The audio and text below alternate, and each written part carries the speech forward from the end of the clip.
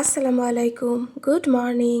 কেমন আছেন সবাই? আশা করছি যে যেখানে আছেন অনেক ভালো আছেন।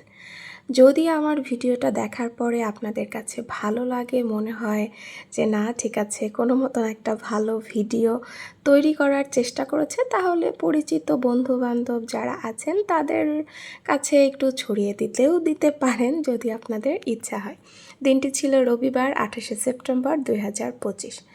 সকালবেলায় বারান্দায় চলে এসেছি। রোদের অবস্থা দেখতেই পাচ্ছেন। কাপড় চোপড় যেগুলো মেলা ছিল সেগুলো তুলে নিয়ে যাচ্ছি যে সেগুলো ভাঁজ করতে হবে। তো আমি চারপাশটা দেখছিলাম, আসলে বারান্দায় দাঁড়ানো যাচ্ছিল না, প্রচণ্ড রোদের তাপটা অনেক বেশি। গরমও ভালোই পড়ছে, কী আর বলবো। এই যে সব জামা কাপড় তুলে নিয়ে আসলাম, পরে আর কোনো কিছু শ্যুট করে নেই। নাস্তা টাস্তা করে আমি ভেবেছিলাম অন্য একটা জিনিস করব। কালকে বলেছিলাম, গত ভিডিও যারা দেখেছেন, বাজারে গিয়েছিলেন যে একটা জিনিস কিনতে গিয়েছিলাম, ওটা না কিনে অন্য একটা নিয়ে এসেছি, অন্য একটা রেসিপিই করব। তো কী রেসিপি করছি সেটা আপনারা দেখতে থাকেন। যদি কেউ দেখতে থাকেন তাহলে তো জানবেন।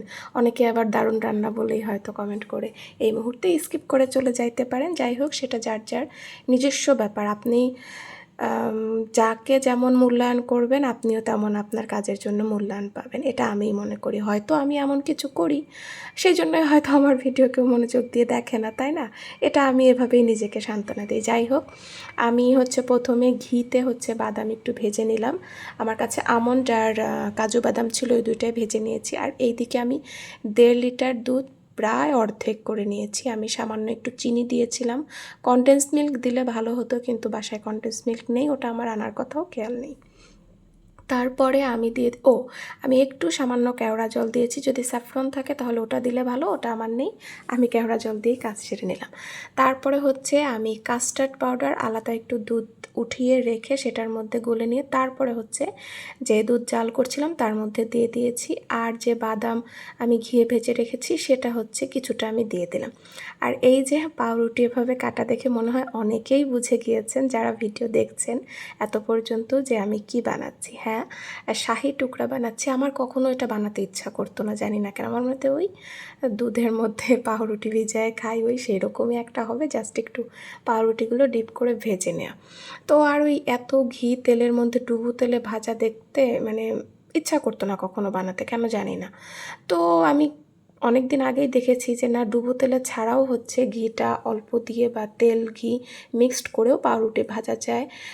সহজই আছে, মনে করলাম যে ঠিক আছে, একটু নতুন রকম দেখি, একটু ট্রাই করে দেখি কেমন হয়। তো আসলে সেটাই, এই জন্য আমি ট্রাই করছি।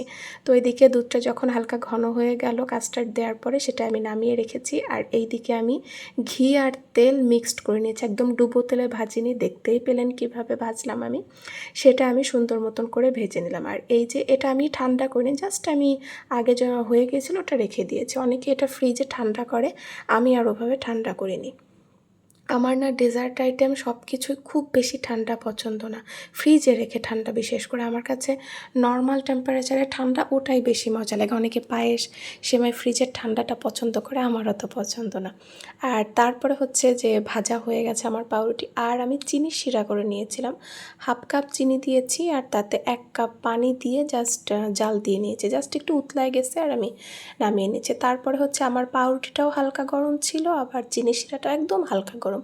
ওটাকে আমি জাস্ট ডিপ করতেছি, দেখতেই পাচ্ছেন। আমি কোনো রেখে দেই নেই কিছু সময়, জাস্ট এপাশ ওপাশ করে ওটা আমি তুলে সুন্দর মতন যেটাতে আমি সার্ভ করব যে বাটিতে, সেটাতে আমি সুন্দর করে একটু সাজিয়ে নিলাম, একটু ঢং ঢং করে।